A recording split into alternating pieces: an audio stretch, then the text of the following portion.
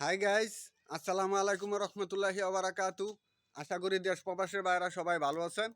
সবার প্রতি দোয়া ও শুভকামনা। আমি বশির মিদার পক্ষ থেকে আমি বশির মিদা বয়স ভিডিও নিয়ে আবারও কিছু কথা বলতে আসলাম আপনাদের মাঝে।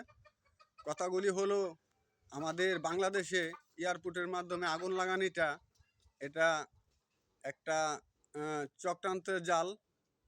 এই চক্রান্তের জাল কিভাবে উদ্ঘাটন করা যায়, আপনারা প্রশাসন বাইরা একটু দৃষ্টি নজর দিবেন।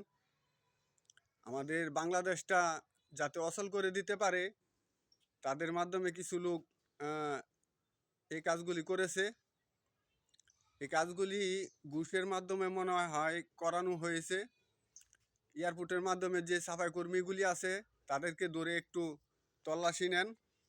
এয়ারপোর্টের বিমান থেকে যে মালগুলি নামা ওঠা করে তাদেরকে ধরে একটু ভালোভাবে তল্লাশি নেন।